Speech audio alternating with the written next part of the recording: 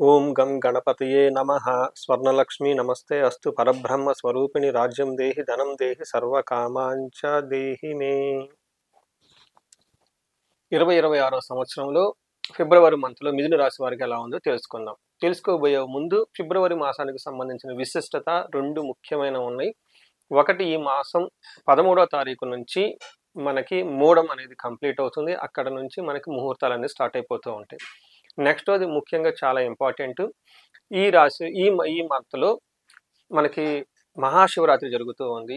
Okay, అందరికీ తెలుసు ఎంత ముఖ్యమైన పండుగను. ఆ పండగ యొక్క పర్వదినాన్ని సద్వినియోగం చేసుకొని శని పెట్టే బాధల నుంచి, ఎన్నో రకమైన దోషాల నుంచి నివృత్తి అయ్యి చక్కగా ఆనందంగా ఉండాలని చెప్పేసి నేను కోరుకుంటూ ఉన్నాను. అందరికీ ఒక నానుడి ఉంటుంది, తెలిసే ఉంటుంది, జన్మకో శివరాత్రి. ఈ జన్మ ఎత్తినందుకు ఒక్క శివరాత్రి పండుగని కనుక సరిగా జరుపుకోగలిగితే లైఫ్ అంతా బాగుంటుంది, తర్వాత వచ్చే లైఫ్లు కూడా బాగుంటాయి అని చెప్పేసి శాస్త్రాలు వివరించడం జరిగింది. సో ఇంత గొప్ప మాసంలో మిథున రాశి వారికి ఎలా ఉందో చూద్దాం. మిథున రాశి వాళ్ళు కనుక గమనించుకుంటే ఓవరాల్గా చూసుకుంటే చాలా బాగుంది. 1-2 చోట్ల కొన్ని ఛాలెంజెస్ ఉన్నాయని గమనించుకోవాలి. ఫస్ట్, ఈ రాశిలో ఉన్న నక్షత్రాలు చూసుకుంటే మృగశిర 3-4 పాదాలు, ఆరుద్ర 1-2-3-4 పాదాలు, పునర్వసు 1-2-3 పాదాలు అంతా ఇందులో ఉంటుంది. పేరు బలం కనుక చూసుకుంటే వీళ్ళకి కా, కీ, కు, జ్ఞం, చ, కే, కోహ అన్న లెటర్స్ అంతా కూడా ఇందులో ఉంటుంది.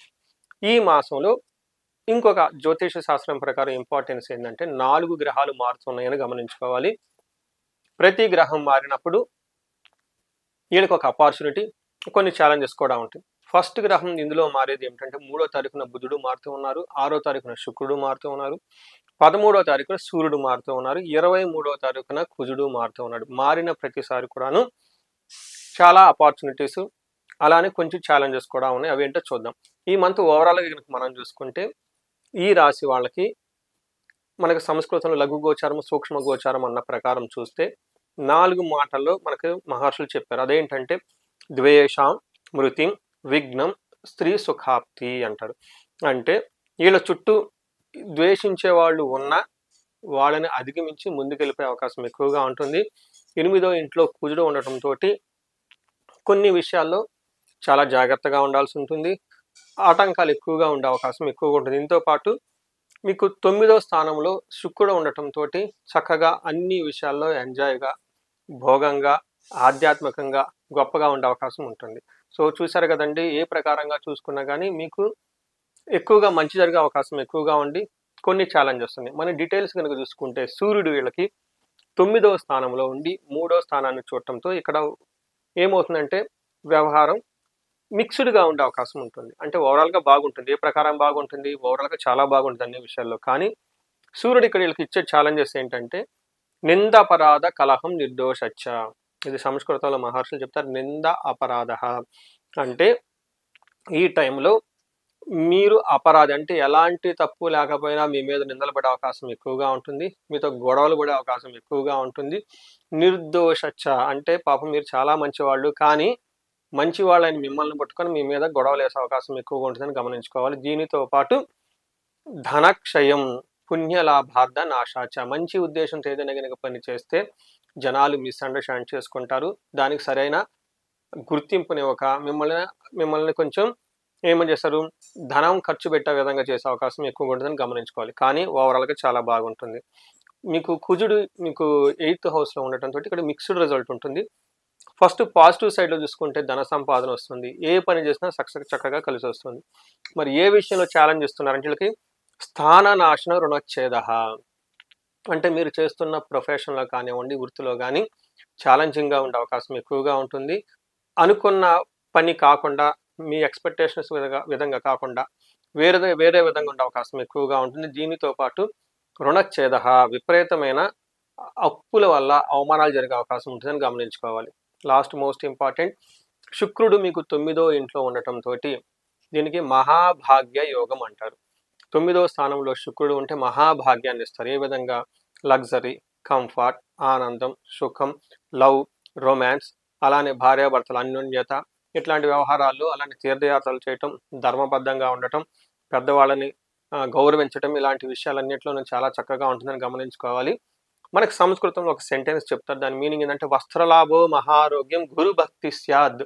ధర్మకృత్ చిత్తశుద్ధి అభిష్టార్థ నవమస్తేద్ భవేద్ గురు శుక్ర అంటారు. అంటే శుక్రుడు 9వ ఇంట్లో అంటే ఏమవుతుంది, మంచిగా బట్టలు కట్టుకుంటారు, ఆరోగ్యం బాగుంటుంది, పెద్దల యందు గురువుల యందు భక్తి ఉంటుంది, ధర్మ కార్యాలు చక్కగా చేస్తూ ఉంటారు, చిత్తశుద్ధి మీ ఇంట్యూషన్ చాలా స్ట్రాంగ్గా పవర్ఫుల్గా ఉంటుంది, అనుకున్న పనులన్నీ చేసుకుంటూ ఉంటారు.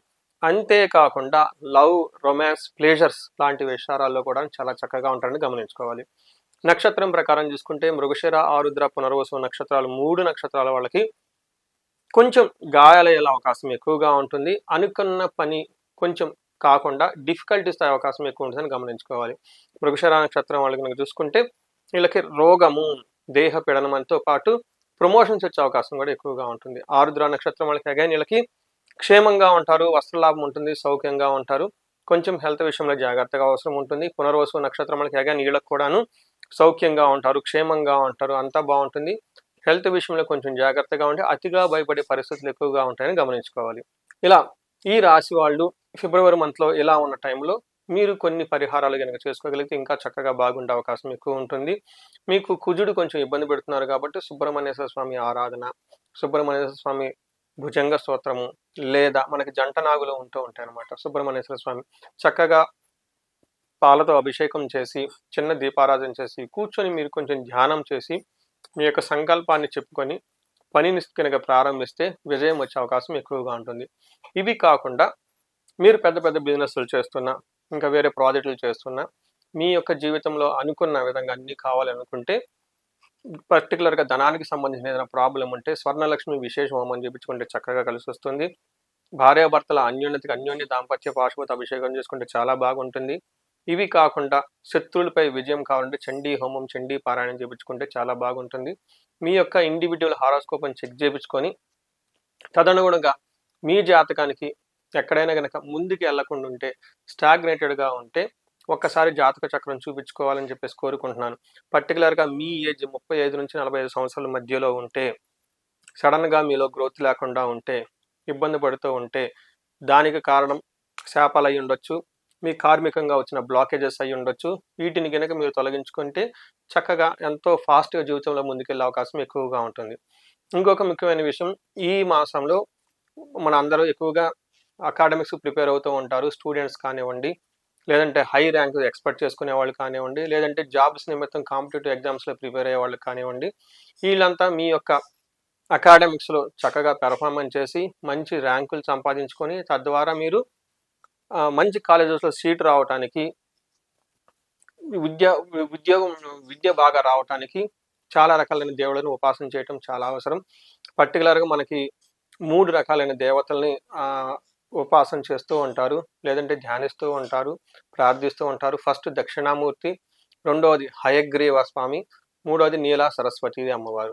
మీ యొక్క జాతకాన్ని చూపించుకొని మీ లగ్నానికి అనుగుణంగా ఏ దేవతని, ఏ దేవుడిని ఉపాసన చేస్తే మీకు కార్యసిద్ధి త్వరగా వస్తుంది, విద్యాసిద్ధి, జ్ఞానసిద్ధి త్వరగా వస్తుందో తెలుసుకొని తద్వారా ఆ యొక్క దేవతలకి జపాలు చేయించటం, పాశుపత అభిషేకాలు చేయించటం, హోమాలు కనుక చేపిస్తూ ఉంటే ఖచ్చితంగా మీరు అకాడమిక్స్లో చాలా చాలా ముందుకు దూసుకునే అవకాశం ఎక్కువగా ఉంటుంది. మంచి ర్యాంకులు వచ్చే అవకాశం ఎక్కువగా ఉంటుంది. ఉద్యోగాలు, అలానే యూనివర్సిటీలో కాలేజీలు వచ్చే అవకాశం ఎక్కువగా ఉంటుంది. సో ఈ టైంలో ఎవరైనా కనుక ఇలా కావాలనుకుంటే ఒక్కసారి మీ జాతక చక్రాన్ని చూపించుకోవాలని చెప్పి నేను కోరుకుంటున్నాను. మీ అందరికీ అష్టైశ్వర్యాలు కలగాలని, భోగభాగ్యాలు కలగాలని, జీవితంలో బాగుండాలని చెప్పేసి నేను కోరుకుంటున్నాను. నమస్తే.